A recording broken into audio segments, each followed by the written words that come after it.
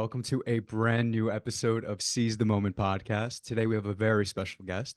We have Aaron James. He holds a PhD from Harvard and is professor of philosophy at the University of California, Irvine. Aaron was awarded the Burkhardt Fellowship from the American Council of Learned Societies, spending the 2009 to 10 academic year at the Center for Advanced Study in the Behavioral Sciences at Stanford University. He's the author of Fairness in Practice, A Social Contract for a Global Economy, the best-selling Assholes, a Theory for Donald Trump, Surfing with Sartre, and numerous academic articles. And his latest book, co-authored by Robert Hockett, is called Money from Nothing, or Why We Should Stop Worrying About Debt and Learn to Love the Federal Reserve. Aaron, welcome. It's a great pleasure to have you on. Thanks so much. Really a pleasure to be with you. Yeah, and I first want to note that the other Aaron Simmons, actually recommended Aaron for a podcast. Yeah. And so he gave us the list of things that we could talk about. And it was so interesting because it was so difficult to pick from.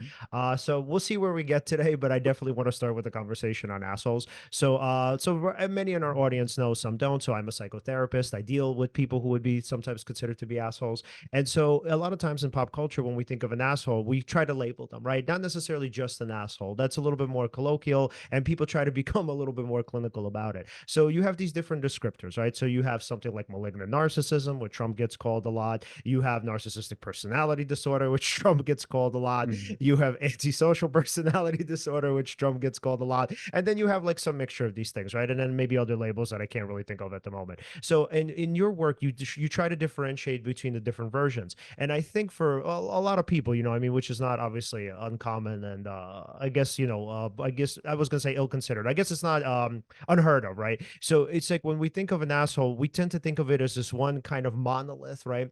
But the way you see it is that there are these distinctions. So now I guess the question is going to be, what are the different types of assholes, and why does it even matter? Yeah, so I'll give you my first pass. The basic definition of an asshole is it's forced. So what I think of it as like the proper asshole, someone who's like clearly an asshole, not a half-ass asshole, or like they're going through an asshole phase, or they're a teenager, or like a lot of teenagers, but they're going to grow out of it. So the way I define that character is it's the guy. It's not only men, but mainly men. The guy who allows himself special advantages in cooperative life out of entrenched sense of entitlement that immunizes him against the complaints of other people. And then, so the way I think about it, for example, there's cooperative expectations like a line at a post office, right? And you can make an exception of yourself in that by cutting. And now someone could cut with an emergency, and they wouldn't do that with any special incentive or entitlement. Everyone would understand there's an exception if it's a pregnant woman who needs to get to send something on their way to the deliver a baby, or for the asshole cuts in line, they do it from a sense of entitlement. Like because they're rich, or they're famous, or they're beautiful, or smarter than these people, their time's more important than anyone else's. And then when someone else complains, like someone's there, hey buddy, there's a line here, they just disregard the complaint. They don't have time for it. It's sort of beneath them to consider it. I don't have. So they're entrenched in a sense of entitlement that by which they used to feel entitled to the special advantages, cutting in line, cooperative life.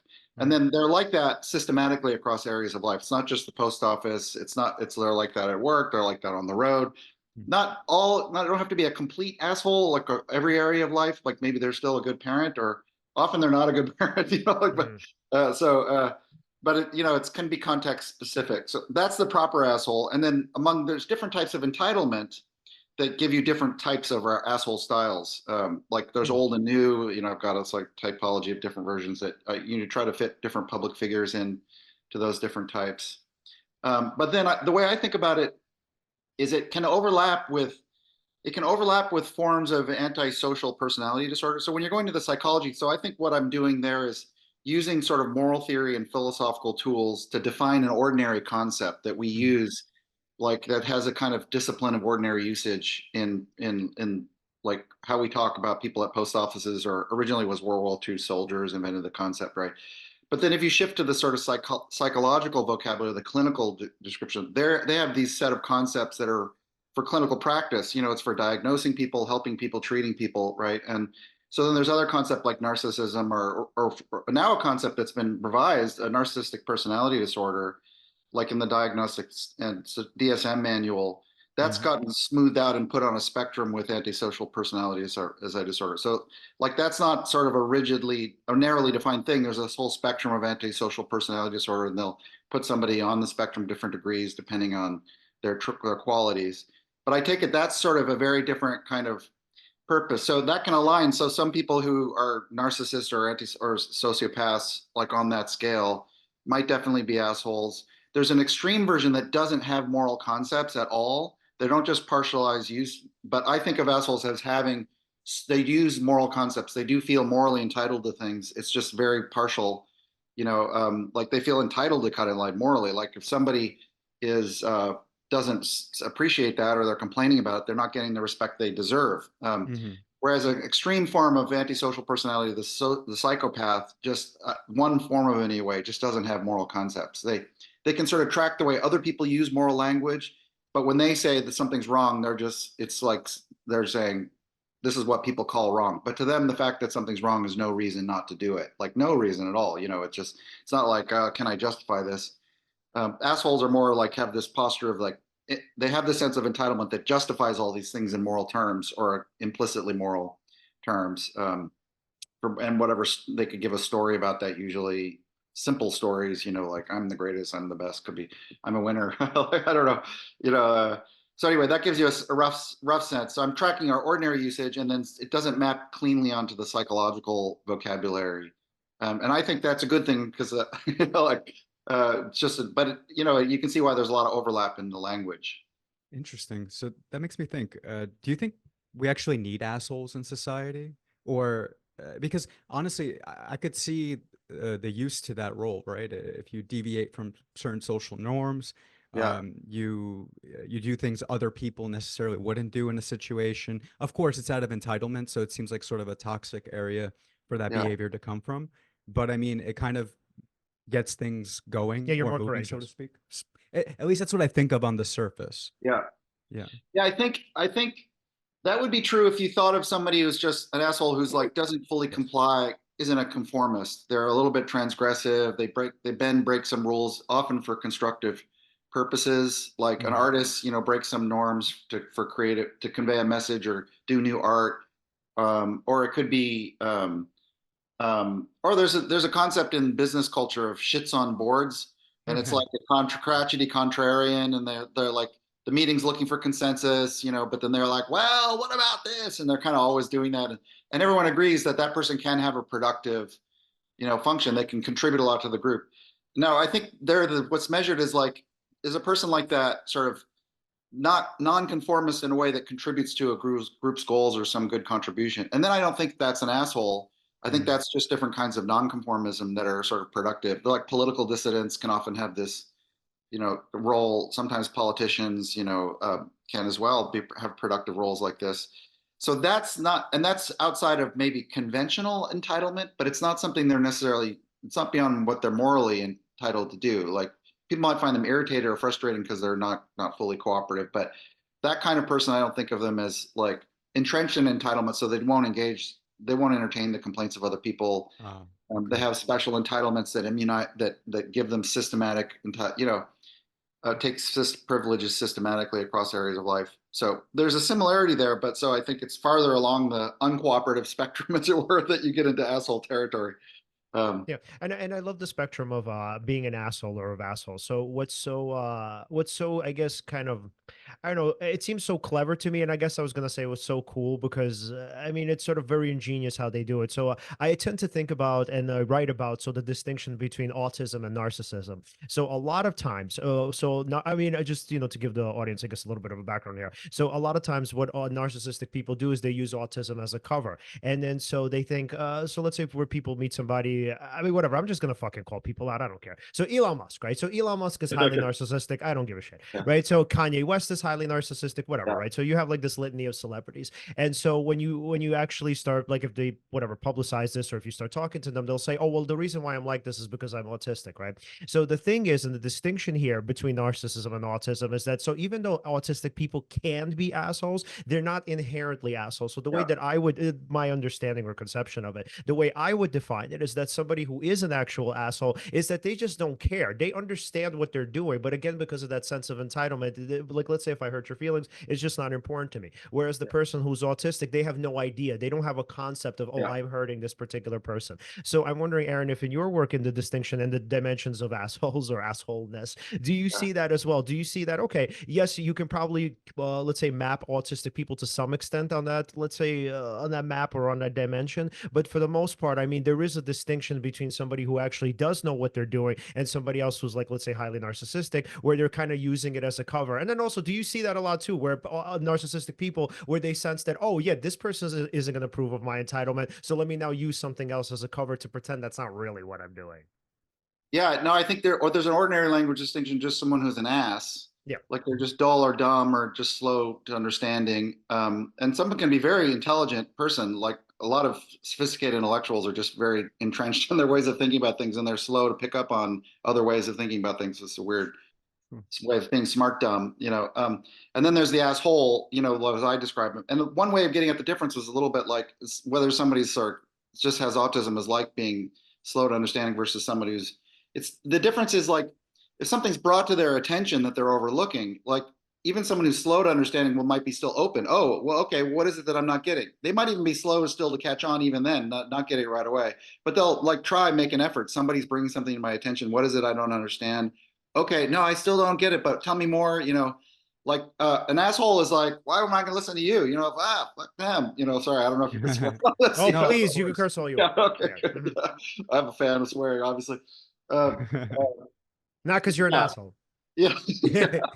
So, I think, yeah, I mean, these concepts have very rich meaning. I don't think they're just about venting feelings and stuff. And so I like that's the rich cognitive structure Yeah. that you can unpack with philosophical tools. So that's like this is like a party to me, like swearing is a party. Uh, but anyway, yeah. So that's the difference. Do you believe that current societal norms or certain cultural aspects sort of contribute to the development of asshole behavior? Yeah, I think for sure. This is one thing I have in the book is whether there's a certain style of capitalism that produces assholery, you know, because of the structure of the cult incentives and the entitlements, and a certain kind of individualism and getting ahead and competitiveness that's characteristic of, say, American style capitalism can be that. I mean, in contrast with more collectivist cultures that are more about like connection with other people and community and contribution, and especially when there's a richer sense of shame or embarrassment in culture, which is much like then assholes. It's not just that it's harder to be an asshole or assholery is going to take a much more less blatant form. It's also just harder for people to become assholes. Like that kind of culture just won't be as productive as it were over time. Mhm. Whereas, you know, with so many incentives seemingly in our culture toward being an asshole, because like, look, you can get rich. Look at all the people getting ahead and doing well. You know, that seems like the way to go. Isn't maybe the way of the asshole is better than being a nice guy, you know? And then if my father was an asshole, I'm already not falling far from the tree anyway, you know. So you know, maybe a teenage phase, somebody, you know, is considering the options and they just run with it, you know. I'm like, so there could be a lot of people who are sort of borderline, you know, like they're the borderline assholes, and they, because of the culture, the incentives of the culture and the allure and the ability to get away with things and be unaccountable, they just go that way, you know, and then it pays off. And so the culture or the structure of the culture can definitely influence that. And these things are often very involved. Psychologists will study the ways that priming people's preferences and disposition can be pretty strongly influenced by how they're primed with just like questions or environmental cues. And that works true with whether people are like primed for group activities, group thinking, like talking about we, that puts them more in a cooperative footing versus talking about I, me, mine. Then that's put in an individualistic. Like psychologists and experiments can prime and manipulate that kind of changes in behavior, like whether or not somebody's disposed to take a cookie or not, like, or an extra Right. cookie. If you prime them with I, they'll take two cookies. If you prime them with we, mine, they'll take one cookie. You know, like there's these kinds of these kinds of studies, and then basically, so you can think of our culture as constantly priming people with to sort of go in a more or less cooperative direction. And that's not just fixed in a culture; it changes over time with periods and who's prominent in media or politics or what's sort of in the zeitgeist. Yeah, and what's so interesting about that, and like I feel like my mind at this point is going in so many different directions. First of all, I want to shout out Christian Miller because he does a lot of great research on honesty and dishonest behavior, including Yeah, cheating, which I really love. Yeah, I'm sure you know Christian. Yeah, so shout out yeah. to him. I mean, because he's a fan of the show and he's been on multiple times. But then also, I wanted to say what's so interesting about these studies is they don't seem, at least from my kind of vague understanding of it, is they don't really seem to touch the actual narcissist. So, and I wanted to add, as you were talking about capitalistic culture, because on the one hand, yes, they pursue it and they pursue wealth. They're very kind of in tune with it. But on the other hand, they also want to be well liked. So you actually, then you have somebody like an Elon Musk or a Kanye West, where they say on the one hand, where they're like, yeah, well, I mean, listen, I'm really successful. You shouldn't hate me for it. I'm just really hardworking, etc. But then on the other hand, they're like, oh, but I'm also autistic. So you're like, wait, I don't get it. Are you a nice guy? Are you an asshole? What's your defense here? Because on the one hand, you're saying, well, yes, I'm an asshole because I have to be. But on the other guy, you're saying, well, no, I'm just autistic. So I really, it's not that I don't care. I'm not that bad. I actually am really a nice guy. If you really kind of tell me what's wrong, and I'll try to fix it or whatever. I'll try to fix these things. And so I think the issue here is that, like, and this is, the core of narcissism is they don't really care necessarily who they are in the world. They care about what you think about them. And so because they don't care about who they are in the world, they try to appeal to society as broadly as possible. So again, you have these things where on the one hand, they could say, yes, I'm an asshole when I need to be, but I'm also really nice when I need to be too. But that's actually not true. So do you find that when you're studying, let's say, assholes narcissism more specifically, that essentially what these people try to do is they try to get away with as much as they can. And this fundamentally, I mean, they look for as many covers as possible because ultimately, I mean, the rules, as long as they apply to other people, they're great. But if they don't apply to them, even better. Yeah, so I think that's everything you're saying is really getting at the narcissistic asshole. So somebody whose sense of entitlement really is informed by narcissistic traits, and including extreme preoccupation with how they appear in the eyes of others and wanting to be liked and catering to that and pandering to that. But I mean, other assholes maybe are the smug asshole, for example, just sort of maybe has contempt for people beneath them, doesn't care what they think about, doesn't trying to, like, may have this few group of elite peers who they care about. Could be something fairly esoteric. Why would I care about what the public thinks? All that matters is this could be a famous scientist or philosopher or ballet person, or artist, like that person can be like a proper asshole because they just feel entitled, they feel special, they feel more, they don't, they really believe that they're above others in some sense, that others, we're not all equals, but they just happen to be good at certain things, Mhm. but they're just not preoccupied with their image or their self-concept, how they appear or being liked. They just don't cater to that. Mhm. So like, but when you describe someone who is an asshole, but then is also just extremely vain and catering and needy, to get get attention, then that sort of brings out the way in which their assholery flows from these more narcissistic qualities. And so you definitely need that, I think, to understand certain kinds of assholes in the culture, just to make their way of being intelligible. Yeah. That's interesting. I actually didn't know there's such a thing as a needy asshole. You would think that that kind of person would be like a people pleaser in a way, right? It Again, can be, also on yeah. the surface, yeah. Yeah, like that's the thought I have. Yeah, when I think of someone like that, at least, yeah. But yeah, also, who comes to mind who also doesn't probably care about public opinion Hmm. is an asshole. Hmm. Aaron, I don't know if you know this guy, but Vince McMahon. Oh, wow. That's Yeah. interesting. I love how we're getting into I don't this know why territory. that just clicked. Yeah, yeah. So Dude. apparently, so what happened in the news Oh, recently? so wait, Aaron, do you know anything about professional wrestling at all? Oh no, not Okay, really. so Vince McMahon is an interesting, I would say, character study. So Vince is so what here's what's interesting about him. So he plays an asshole on TV, has always done that. And I mean, he's like the boss, right? And so the character with him, the Mr. McMahon character with that was feuding with Stone Cold Steve Austin in the late 90s, he was like a really big piece of shit, right? But everybody behind the scenes, or at least I don't know, whatever, people, at least some people, I don't want to say everybody. Some people would say, well, Vince is not really like that. He's a really nice guy. He does a lot of charitable work, whatever, right? So now it comes comes out in the news that he's pretty much at least been accused of sex trafficking. And so this person put out their texts, etc., whatever, right? So with Vince McMahon, I mean, he's an interesting person because on the one hand, and maybe this is what we should get into. So on the one hand, he has done a lot of good. I mean, this is a person who supported a lot of careers. So the people who are closest to him, like definitely the top wrestlers, but also even the people beneath them, they've pretty much said, they said, you know, without Vince McMahon, I don't know where I would be, right? So I would probably be in jail or something, or at the very least, I'd be at the bottom rungs of the wrestling industry. I'd be doing, so I don't want to get into too much technical terminology here. I'll try to explain it as best as I can. So they would say something like, I don't want to be doing house shows. So house shows are like these little independent circuits where you're essentially performing probably in front of maybe like 100 or 200 people. So yeah, so the question here would be, do you find that a lot of times with assholes, what you have is this facade, where on the one hand, it's like they kind of, again, you know, we sort of what we were talking about a little bit before, or a little bit closer to what we were talking about before, where you have this kind of dual role, where on the one hand, you kind of get the sense that they're an asshole, but then it's like they kind of peel back, or kind of pull back rather, and they say something, well, you know, like that's just kind of a character. Like behind the scenes, I'm actually a nice guy. And then you go even deeper than that, and you're like, oh shit, he's actually not even a nice guy. Because that's what we're actually seeing with Vince McMahon. It went from, okay, here's the character, then here's who I really am, and then, oh no, he really is the character. And you're like blown away. And it's hard to even talk about this because it's like such complexity of layer.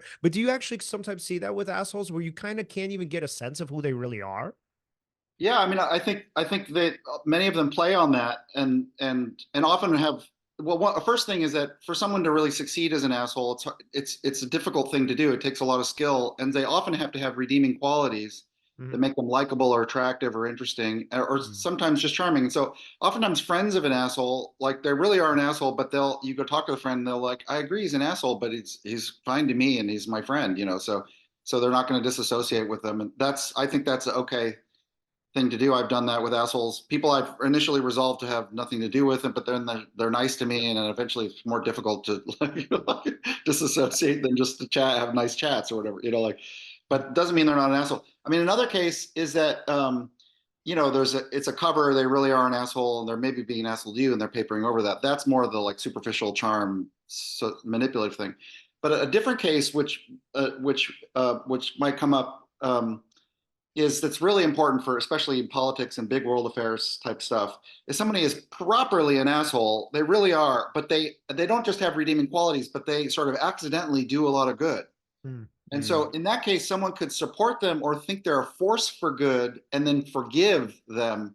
It's not that they don't morally object to their being an asshole. They're willing to forgive it or overlook it because it's like on balance, they're doing a lot of good. You know, and now like, you could think about Steve Jobs is a good example of that. He's probably an asshole, parked in handicapped spaces, you know, is like maybe an asshole boss, you know, also inspiring. Bernie Sanders.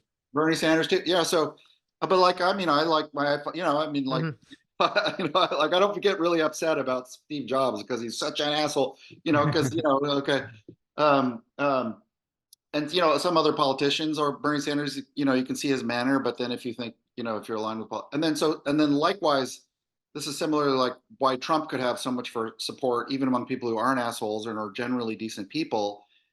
They can think, you know, well, okay, the system is, you know, I don't know, corrupt or terrible, needs massive reform, and they buy into the idea that only a strong leader can fix it. And then what we need now is an asshole. And then they think that Trump's way of being an asshole, you know, of just destroying social norms and destabilizing politics, that's going to have good outcomes. You know, I mean, maybe pack the court or whatever, conservatism, reverse Roe v. Wade. That was the previous thinking, but and now it's a different things now, restoring, you know, maybe a different group of people have the appeal, you know, restoring or protecting or preventing, you know, dispossession from, you know, the people who are traditionally at the center of sort of American politics and culture, I mean, especially, you know, white people.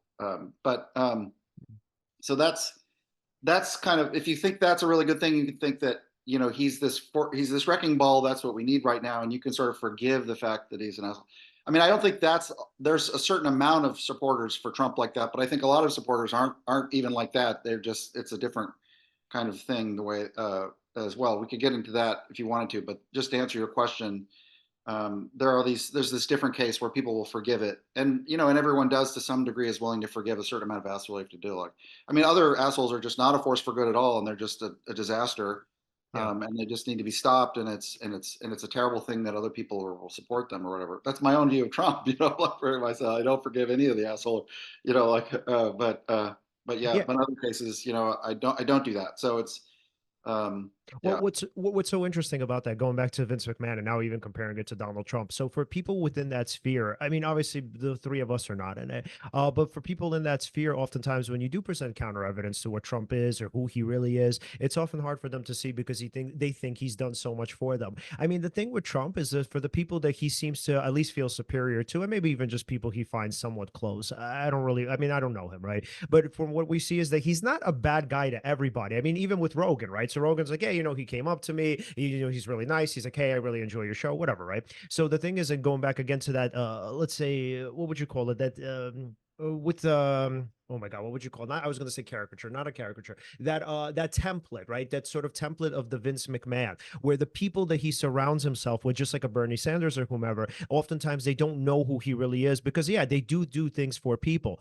And so when you get somebody like Trump, and you and I, and obviously with Alan, we were talking about religion before the podcast started. So we were talking about the fact that let's say somebody could be messianic in some sort of way, and then on the other hand, be highly corruptible or already inherently corrupt. So now as we get into the conversation about meaning, about kind of religion, whether messiahs can't be pure, whether it's all sort of just like populism, and there was I'm thinking there's this really great quote from William Blake where he says the iron hand that crushed, no, I'm sorry, what was it, it was the fist that no, the hand that crushed the tyrant became a tyrant in its stead, something along those lines. Yeah. So it's like the iron fist that crushed the tyrant became a tyrant in its stead. And so now the question is it possible for a person to be sort of messianic, to be a Vince McMahon, a Donald Trump, whatever, and for them not to be inherently corrupt? Because the way that we think about it and the way that we see the way that we think about needing to be saved, or the way that we think about just like who people are for us, and again, our own kind of inherent need to have a protector or a father figure.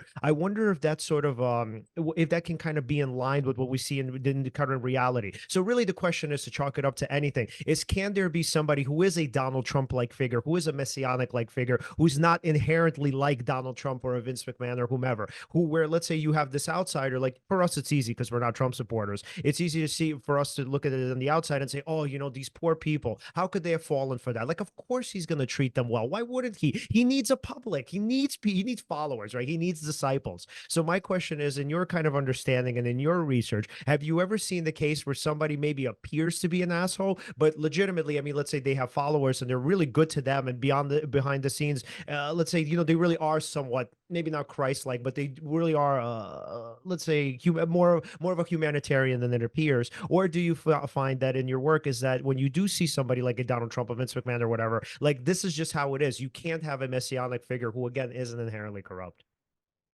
Yeah, I mean that's a really great question. I mean, a lot to say about it. I mean, offhand, I think it's oftentimes great leaders, do have like a kind of somewhat delusional messiah Mm-hmm. complex, and Mm-hmm. they're when they're matched to the moment, they'll sort of organize and align people, in a way that can be really good and productive. I mean, think about just take the idea of like thinking I should run for president. Right. I mean, just like, and then like I'm the person for the moment, I'm the one, or as like Obama was called, like, and Obama's like, I think he's a decent, good person, but then he also have this. It's borders. I don't know if he's a narcissism, but it borders on like I'm the one for the moment. Yep. It's like, and maybe he was, because it definitely it really felt that way to a lot of people. And I think so. I think someone can be a good person, but still play into a kind of dynamic that you're talking about, well, political dynamic that can elevate somebody to this sort of like quasi godlike, kind of figure. Now, I mean, if the person is well grounded, they're going to think, like, oh, I know this is just, you know, this is just like a very circumstantial thing, and like everybody has their 15 minutes of fame, kind of was, what's his name's, the artist, forgetting his name, the artist. Rapper. Was that? Rapper, rocker. What's the genre? No, artist, not, Oh, but painter.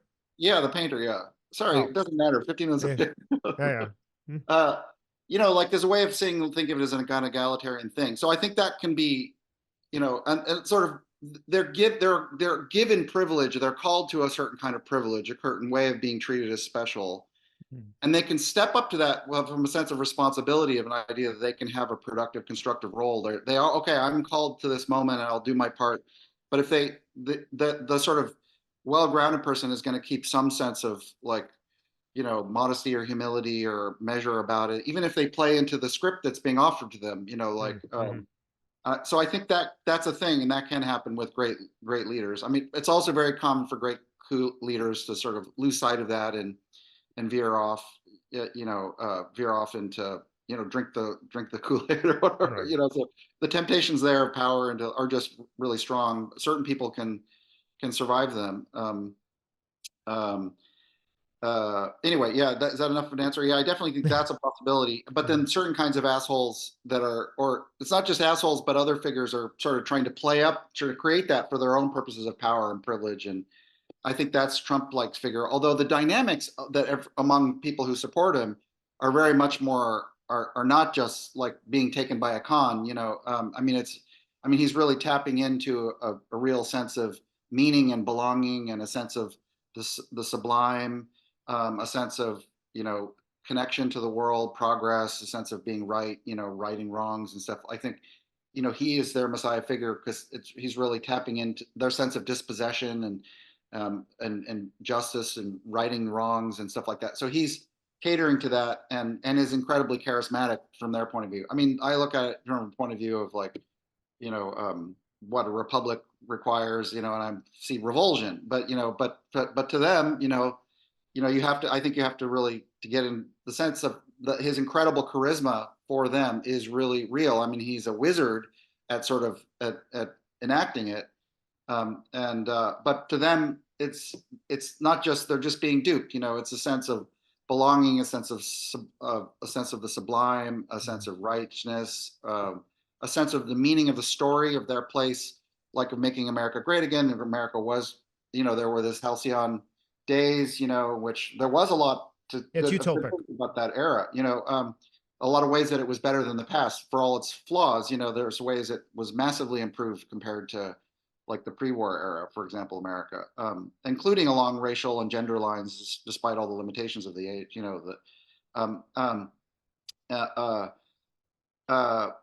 but so like the idea that something's lost or got away. I mean, a lot of people can feel that way. So there's a lot more to the sense of tapping into sense of meaning of a kind that is a function that religious faith often feels, or spirituality often fulfills for people. And he's managed to tap into that very skillfully. So that's a real part of his charisma. I don't think it's just a narrowly political calculation, or even a calculation like, yeah, he's an asshole, but there's this good he can do. That's or maybe an earlier version of his support. But now for a lot of it, it's this more spiritualistic. You put it in terms of a Messiah. I think that is a good way to think about his appeal, his charisma to people who suspended all judgment against it, suspended the moral categories, expectations of truth, standard expectations in a republic, like we're a country of laws, it's laws before men and accountability. A lot of that's out the window or suspended or whatever, in this sort of submissive role to the sense of the sublime, the sublimity of the movement and the sense of belonging, and then the fun of it, just a lot of times they're having a great time, just playing with it, being playful and comedic, and Trump also has a lot of comedic skill, as part of his charisma. It's being transgressive in a comedic way, to people is just totally to win them over, and engaging and Yeah. And, just to shift gears a little bit, but also in your book, you talk about strategies for, how to deal with an asshole. Could you share maybe one particular effective strategy? Yeah, the one in the personal life is just avoid them at really high cost. Avoid them if you can. And that's like not a trivial thing, because it might mean dropping a profitable business deal with someone who's an asshole. It means like definitely not marrying an asshole, but divorcing them if you're already married to them. If you're dating them, if you're really sure they're an asshole. Not just like the relationship didn't work out and now you call them an asshole. Like that's not that. Like you're in the relationship. There's a lot of reasons to stay in, and you think, I think he's an asshole, and then you just have to go, okay, like nothing justify this, so, or even like your employer, and there's an asshole employee who's really productive, brings a lot of money for the business, but then there's the not counting the cost to all the employees, the work environment, their productivity and stuff. Like there's the thought there is it's not worth it. Like the cost to everyone else doesn't make sense, even if you've got like a good income, from this productive worker, you should still let them go. So Mm-hmm. like the no asshole rule, basically, as Bob Sutton puts it in his business manager book, I think is the first rule of asshole fight club or whatever. Well, no, I could totally get behind that. There was somebody in my life, very angry person, very, very angry, like a hair trigger, just super reactive, would just go to untold heights of just yelling in conversation. Yeah, And yeah, I cut them off. My life has been improved dramatically. And yeah, that was somebody who I was talking with like very often. And then that not being like a factor in my life feels like those mental resources that I would use, either getting into a heated argument with them or just conversing with them. It feels way better to not have to deal with a person like that yeah. for sure. Yeah. Yeah, and then so I'm sorry, Aaron, did you want to say something?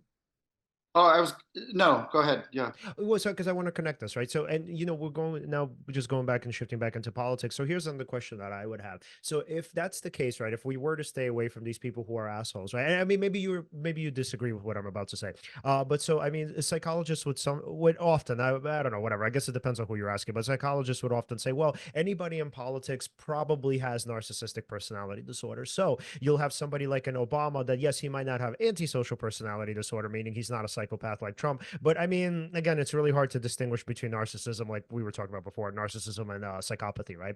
So, with that being said, how do we then stay away from people, let's say, who are assholes when, let's say, we do need people in positions of power? We do need people on those kind of, not the front line necessarily, I guess that's not a great metaphor, but people sort of in the front, kind of leading the pack in some ways. Because, I mean, it's kind of hard to know, right? Whether it's power that corrupts, as the kind of trope goes, or whether, the people who are already in power are necessarily corruptible or corrupt. So how do we stay away from people if we were to agree? And obviously, Aaron, you could disagree. If we were to agree with the premise that yes, mostly everybody, if not everybody in high positions of power, either have narcissistic personality disorder or high degrees of narcissism, then what the hell do we do?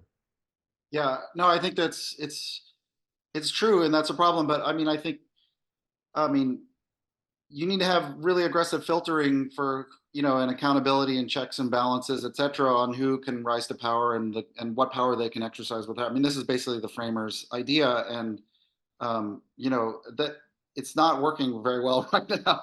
I mean, and so like, I mean, the basic structure of the approach works, but what's been undermined, I think, is that a key component of that was the way that parties filtered candidates to just rule out this sort of extreme case, sort of draw on the people that are maybe have some degree of narcissism. They're willing to be a little bit transgressive, push rules, that are, but still signal productive aims. They're still signal loyalty to the republic, like, or broad goals that everyone shares. They're at least catering rhetorically to those things, and to some degree being restrained by these basic norms that are sort of are broadly part of a republic of equals, Mhm. um, but then, there's other cases where it really just is a sham, or it's just a rhetorical ploy, and they really aren't restrained by things. It's all a power and No. influence and further status. And I mean, so you need like a lot of levels for screening out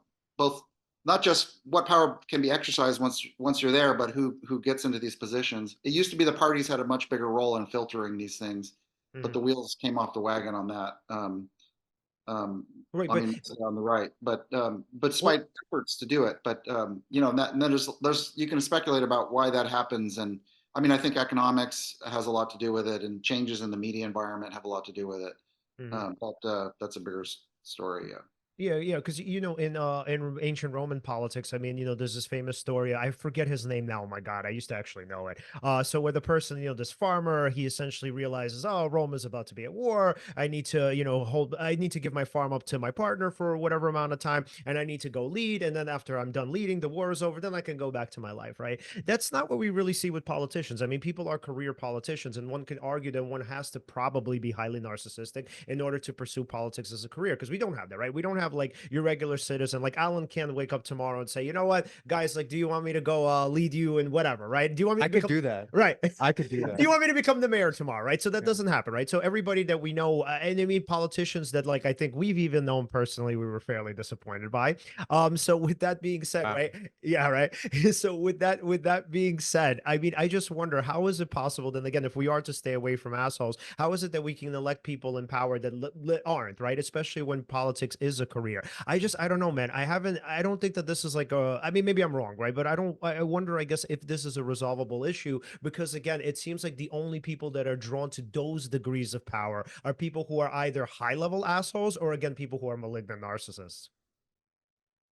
Yeah, no, I mean, it's a real problem, but I don't think that's not a new problem. I mean, Yeah. obviously, this is a constant, like, how to rein in abuse of power. I mean, the basic ideas of a constitutional republic are really founded on limiting the extras of power, filtering who can get in. I mean, I think all of that is good and right, and there's never one thing that does it, right? It's always a mix of things, and but one thing that's maybe not as obvious because it's not a sort of structured institutional thing is like the political culture is a kind of more informal and maybe flowing sort of thing can really matter a lot for whether or not there's appeal for the more abusive kinds of political figures, or what even somebody who's still calculating self-interest, they're going to see as rewarding them or not. Mhm. And that the changes in the political culture. Well, I mean, like, and now there's lots of bigger structural changes that happen, both economic and media reasons. But that I should mention here that American political culture was actively destabilized by asshole political entrepreneurs, and I almost pin this to like Newt Gingrich. Wow. There are previous people in the culture. I mean, even Richard Nixon wasn't proper asshole, but like in various respects. But to sort of systematically just undermine the forms of political comedy and comedy and not comedy. Like Mhm. nowadays it's all comedy. But cooperation. And to sort of make things rigidly partisan and make cooperation impossible, and friendship, even political friendship across the aisle, like saying Congress. This is an active project by Newt Gingrich at one point as a gambit for power, both his own self-aggrandizement, but also entrenching or gaining power for his party. And now he himself says he concocts big rationalizations for this, but it's classic asshole. I remember when I was writing the book, I thought he was an asshole, and it took me about 3 minutes of Googling around to find a quote from him right out of his mouth where he basically like that perfectly fits the theory. Like it's something like, I've always been able to come up with make up a story larger than myself to rationalize whatever I'm doing at the time. So that's Wow. the story. I'm like, oh my god. Uh, uh, so I mean, there are other people that are like have these destabilizing roles in politics before that, but I think he really, it turns out, had a really kind of decisive influence in creating trends that then accelerated in our culture that we're out reckoning with, and basically it was downstream from that basically Trump saw an opening, and that the ability to, given the new social media environment, his ability to, his narcissism and his ability to understand the incredible superficiality of it all, put him like Mhm. way ahead of the curve for everybody else on that, you know, um, and to exploit that, but that was sort of exploiting sort of these cracks in the culture and the structure of things that had already really been that emerged and been actively sown and created. And so I think it's a mix of deeper structural problems but then a lot of times they get exploited for political advantage. And that's not so much about how you stop people who are in office, but it's, I mean, that I don't know. There's no firm answer for how that works. What restrains people? I mean, there's no way for a republic to survive without a Right. preponderance of citizens who really are committed to its basic norms and principles, and they're willing to both restrain their own appetites and ambitions, but then coordinate with others to restrain the appetites and ambitions of people who are, not just transgressive or not just pushing boundaries, but like really are just fundamentally at odds with the common good. I mean, that's just what it takes. Like, there's no way we last. There's no way this keeps going. There's no way an experiment with a republic, which is like, it's a relatively recent experiment and tried in Rome, like, for example, tried in other places, or Venice and other, Right. places, but still a couple hundred years old for modern times. Right. It's not the dominant form of political organization in world history. And so like there's a question of whether it'll last, like what it takes to keep it. And that's a contingent fact that there's just enough people who are willing to uphold it, not despite changing circumstances, despite changing political fortunes, despite changing economies and stuff like that.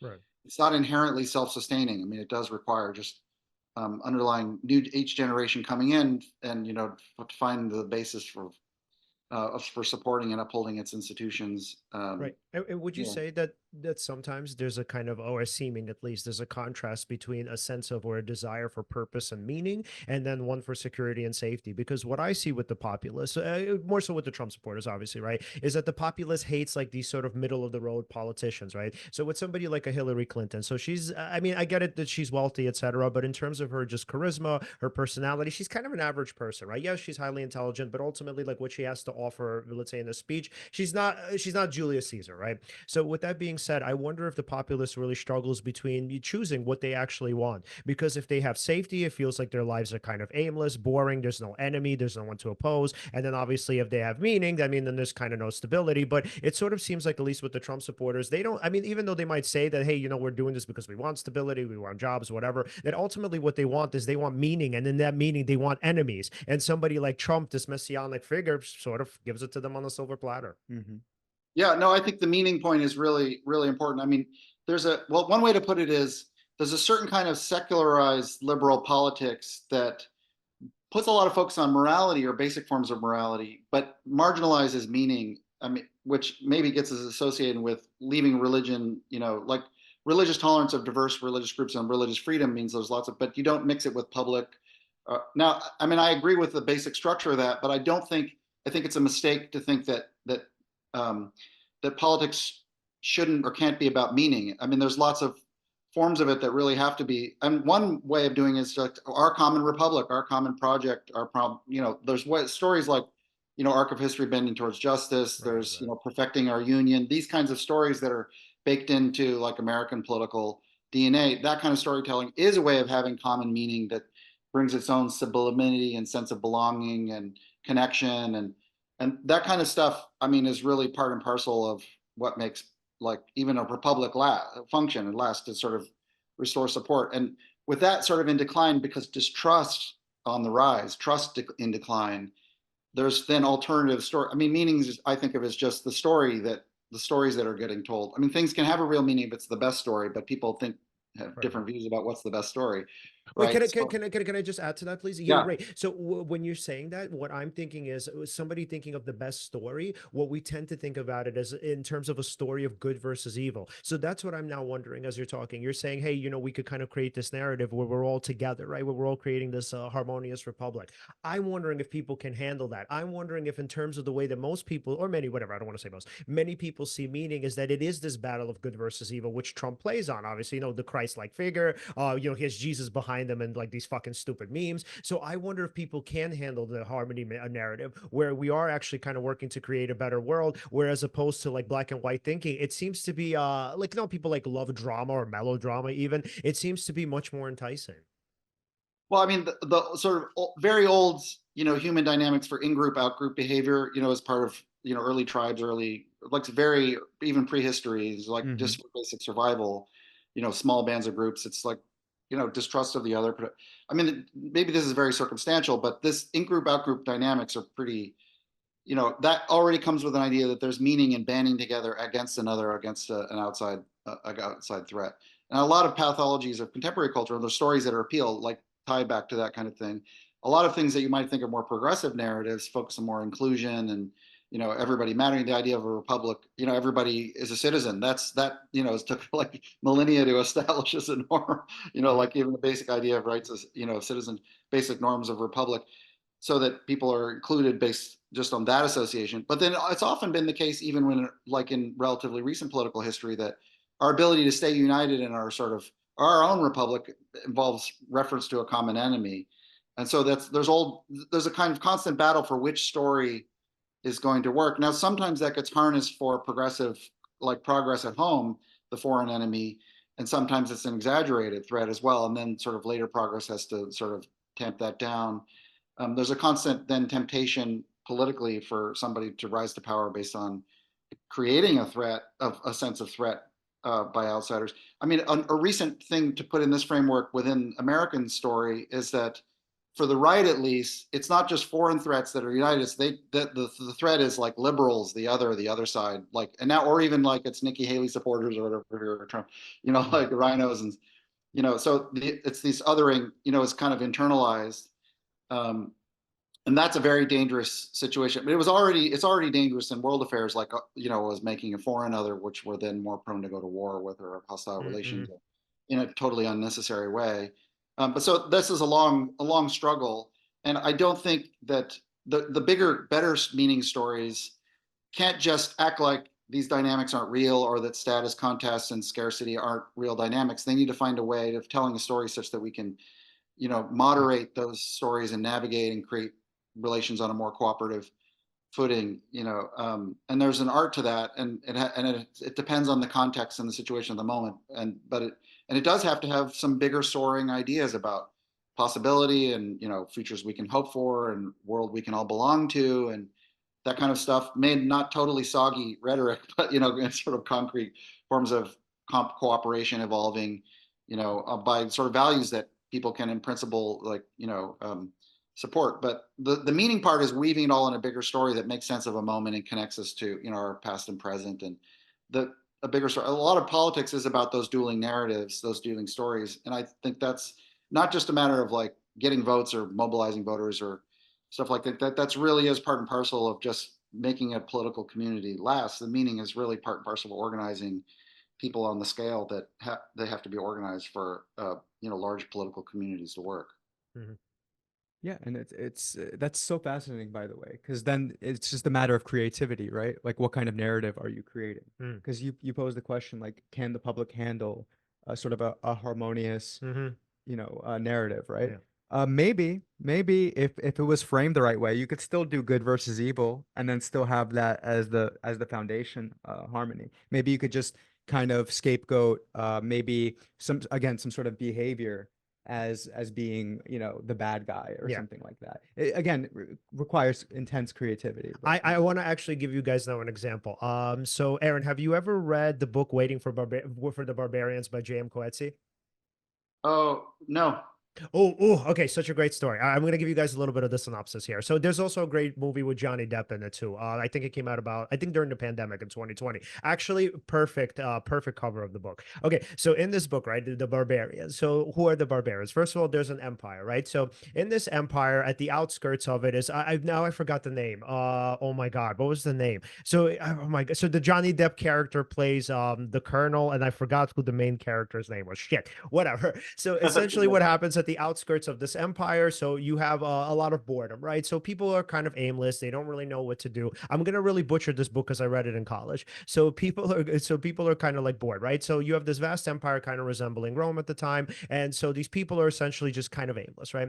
And then so what happens is you have people, like, you have like these barbarians living on the outskirts of the town. And then so fundamentally what happens, from my vague memory of it, somebody comes back and they say, hey, there are these barbarians outside, I'm not really sure what their thing is, it's kind of weird. I don't know if like they're trying to conquer us or they're trying to take over, start a war, whatever, right? So people at first like, probably nothing, right? And then like little by little, this person kind of keeps coming back, something like that. And then they start taking him or her, I think it was him. So they start taking him more and more seriously. And then at some point, what happens is they end up capturing some of these people, and then they capture them and they decide to kill them. And they're like, oh, let's send a message to the others. Like, don't you dare mess with the empire, right? And then so fundamentally what happens is the message gets back to the other people, and then the barbarians are like, what the hell is going on? Why are these people killing our people? And then so obviously as the story goes, the war there's a war that ignites, and then the person who's the colonel, the Johnny Depp character, he ends up coming down and he's like, hey, we need to kill them all, right? And then so it was the magistrate, that's who it was. So the magistrate says, no, we can't kill these people, this doesn't make any sense, they haven't done anything to us. And the colonel, and by the way, J.M. Coetzee hated George Bush at the time. I think even though the book was written in the 80s, like it kind of resurfaced in its popularity during the Bush era. So he was pretty much making the case between this and Afghanistan. And then so he was so the colonel says, he's like, oh, you're weak, this is why I'm here to take over, etc. And then so everybody bands behind the colonels, and essentially there's this full-on war with these barbarians, and it's like this tiny tribe of people. They don't understand why they're being killed. They don't really speak their language. They bring them in, and so essentially they say the reason why they're not communicating with us is because they're hiding the truth. Very kind of post 9/11ish, right? And then so what happens is that, like, fundamentally, I don't remember exactly how the ending was, but I think fundamentally they wipe out this entire tribe, and then they kind of start all over. They're like, okay, like, what do we do now? So I think, from my understanding, the message that Coetzee had was that, like, mankind or humanity can't handle too much downtime. So even though things, even though things feel so secure, like, so don't get me wrong, I don't think that they consciously were like, hey, let's go find an enemy. But I think our inherent paranoia can't deal with the fact that here's this, let's say, as you would say, this republic kind of working together, working harmoniously, working on this bigger narrative. So Coetzee might argue that, hey, maybe he's saying, hey, unless we, don't check our impulse, or unless we check our impulses, like, this is going to happen, fine. But ultimately, I think the message is that, again, humanity can't handle too much security, that we will find ways, because of our inherent paranoia, to create these wars, these kind of incessant battles that don't really mean much, that mean something to us, kind of, whatever we created, right? We create the meaning. They mean something to us because we wanted to. And so I guess I'm going back to the same question with the both of you, is that, is it really possible to create and weave a narrative where kind of everybody buys into it? And let's say, even if they do buy into it, that they continue to buy into it after this sort of more or less utopic state, exists, or whatever comes to existence. Yeah, I mean, I mean, there's a similar story that's familiar for American capitalism. Is like people are inherently lazy, idle hands are the devil's workshop. Like, and so what we need is like people to be disciplined by needing to work for money. Like they need insecurity, which is risk of starvation or poverty or whatever, and so then they have to work for money to sort of get enough. And then there's like competitive society. They're constantly striving to get more. They're anxious about being behind the Joneses in money or houses or cars or whatever. And so they'll keep. Right? Why do that? Is like because they're you can't trust them on their own time, so they need to be like boxed up at work 40 hours a week within, and then have a family, which ties up their other time, and maybe they get a little free time for church or where, so like it's a certain idea of what societal discipline is required in order for order. I think that's, and I totally disagree with that picture. And I don't think security. I think security is a wonderful thing, but I think political, physical security, economic security is really important. We should have a basic income. It should just be paid through the central bank. Everyone should have. This is in this book, Money for Nothing. Bob Hockett and I defend this view. So everyone should have a basic economic security. They should have more flexibility in what jobs you take for money, and then have more time to do non-productive things. Now, the key thing is, like, you need people to have meaningful activities, right? And for money and not for money. And that is really, really important, right? People need to have a sense that there's things that are worth doing. There's things that are worth living for. There's relationships that are worth having, and like ways of being connected with people, like in meaningful communal way, like families and communities and their cities and their country, and that involves often people need, often creative pursuits or a sense of meaning that at least they're contributing to other people. And that sort of, this gets to the meaning point. And then what you need is a society that creates enough security so that people feel freed up from the anxieties to do productive forms of social connection, social contribution, creative activity, stuff that get everyone excited, like, comedy we mentioned, or art, or movies, or like all these cultural products, people doing their own thing, their own art, kind of doing their own service, just people out, to help serving people, taking care of people, a lot of meaningful activity there, like having a society that's structured around people finding meaning and purpose in that kind of thing, not just mindless work or getting ahead or avoiding anxiety, but that kind of thing. Like having a conception of society such that that's really central and valued. And I think that is part of a certain ideas of an inclusive, functional, creative, dynamic, democracy. Oftentimes, capitalist industry is celebrated in this way because it's dynamic and creative. And I think those are wonderful things, and those can be good qualities of dynamic aspects of markets. But I think they shouldn't just be limited to money making or judged in terms of the money score, these other scores. So, I mean, that should be part of the story, is like celebrating people's free creative activity and meaning in social relations and social connection and communal, sense of community, which is, often lacking in the States, and organizing places and spaces so that people's lives involve serendipitous, interactions and that kind of thing. So I mean, that security is really important and necessary, but if it supports that, then I don't think it leads to sort of the bad narratives you're talking about. Then there's not a need as much to sort of demonize the other or find a bad guy to pin our problems on so we can connect. I mean, partly it's a desire for connection and belonging that leads you to find a common enemy that we can all rally around. We can find, we can feel connected with each other because we've got this common enemy, right? And that's an old dynamic, and I think it's not inevitable, and it can be diffused. And it can be fused partly with the stories we tell, but it's also the basic institutional structures that shape how culture emerges and develops that are really important for making that work. We've got pieces of that already, and it's gradually happening, but it's not, it's not going swimmingly at the moment. Yeah. So then I would ask, okay, how do we then start to incorporate at least some of the lower level assholes? So if we are creating a more harmonious society, obviously going back to the concept of republicanism, not to be confused with Republicans, how do we then start to incorporate these people who do like war, and maybe not necessarily war, maybe that's a little bit too harsh, but who are like more conflict, let's say conflict, what's the word?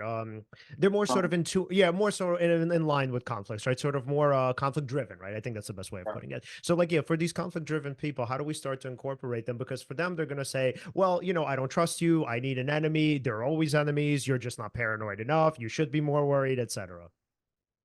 Yeah, I mean, I don't know if there's a simple answer. I mean, for one thing, just like our own military, which has been this dominant force in world affairs for a long time, has become very civilized in lots of ways, very highly professionalized, very restrained in the way it uses force, minimizes casualties, things like so. Even for people that are like drawn to those aspects of the way that say military works, often there's civilizing functions within the military. But then the larger populace, like for sort of rhetorically, there's like sports, for example, or conflicting activities. There's ways of harnessing competitive and conflictive kinds of activities that are sort of more for sporting purposes. That kind of so I mean, it's somebody who's like having enough sort of combat on the football field or whatever, or like or their sport and competitive, if maybe they're less prone to. I mean, there's room for that for like different personalities to be harnessed in different ways. And I think if this is following Rousseau, is like human nature is not totally fixed. It's highly sensitive to context. We were making this point about assholes earlier. Even they're highly sensitive. So even the people who are like pretty entrenched in being an asshole, having like antisocial entitlement, even they're like highly context sensitive. But definitely cooperative people, are highly context sensitive. So so even the ones that sort of maybe have more competitive instincts or combative, so there's ways to find like avenues of engagement with others that are like that. But I mean, sports is in some way a good example because it's the ways of competitive sports only work because the competition's framed by a conception of the common activity and why it's valuable. And ideas with sportsmanship come out of that, and like a sense of restraint. There's a way of being an asshole by bending those rules and stuff like that. But the sport only works if there's a certain amount of like a common agreement around that restrains the competitive forces and dynamics and something. Yeah, so something like that is a model of how politics should work. Yeah, and status seeking in that context is more pro-social. So it's like in this case, you have to follow the rules. Like, you can be the best, but you can't do it by nefarious means. Yeah, right. That's I mean, it's a good example of the scorekeeping part is another point I think comes to Rousseau. But I mean, a lot of running society around the money score, like you need a lot of money because you're insecure, but then your status in society is evaluated by how much money you have or you're likely to command or get. Like that has lots of pathologies attached to it. And I think that a lot of our problems, some of our big problems stem from that way of scorekeeping. And there's other ways of keeping score that aren't as money focused. There's already the new versions of it in social media, or like people, like there's now a fame score, like if you're like your platform, your likes and follows and your platform, just even that, like whether or not that connects with money, people are sort of like assign status to that and try for that status, and they get rewarded for that status on the assumption that maybe you could monetize it somehow, but it kind of doesn't have to be. People who have lots of money are like hankering to get their likes and follows and platform numbers up. It has its own sort of motivating. Now, I'm not like I don't think that's that has its own problems as well. Sure. But the idea is it's the beginning maybe of something you get in sports, is which there is a common score and that can be harnessed.